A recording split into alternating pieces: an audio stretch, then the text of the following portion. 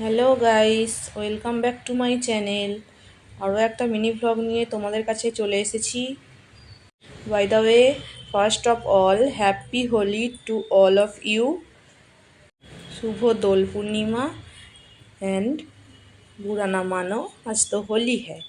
আজকে আমরা সকাল সকাল হোলি খেলে রং মেখে বসেছিলাম। তারপর খাওয়া দাওয়া করে বিকেলবেলা মনটা খুবই খারাপ করছিল যে চুপ করে বসে আছি। তাই আমার হাজব্যান্ড বললো যে চলো একটা মন্দির থেকে ঘুরে আসি। তাই আমরা রেডি হয়ে গিয়েছিলাম। বিকেলে যাওয়ার কথা ছিল, কিন্তু আমাদের পৌঁছতে গিয়ে সন্ধে হয়ে গেল। কিন্তু সন্ধেবেলাতেই খুব সুন্দর লাগছিল। দেখো মন্দিরটা এত সুন্দর, এত প্রাকৃতিক দৃশ্যটা খুবই সুন্দর। চারিদিকে জল আছে, ফোয়ারায় জল পড়ছে, তার উপরে মন্দিরগুলো আছে। আর সমস্ত মন্দির ঘট আর শঙ্খর মতো ডিজাইন করা আছে। এটা হলো মেন মন্দির, আর তার সাথে স্কুল হোস্টেল একসাথে করা আছে, দেখতে পাচ্ছ। এটা অ্যাকচুয়ালি আমরা গিয়েছিলাম গুরুকুল স্বামীনারায়ণের মন্দিরে।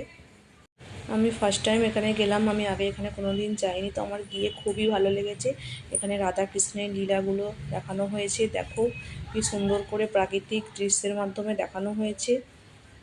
এবং আসার সময় এই শিব ঠাকুরটা আমার খুবই পছন্দ হয়েছিল, তাই আমি এটাকে ছবি তুলেছিলাম।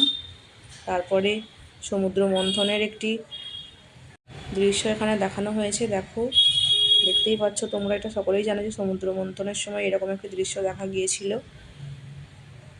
তোমাদের কেমন লাগলো অবশ্যই জানাবে।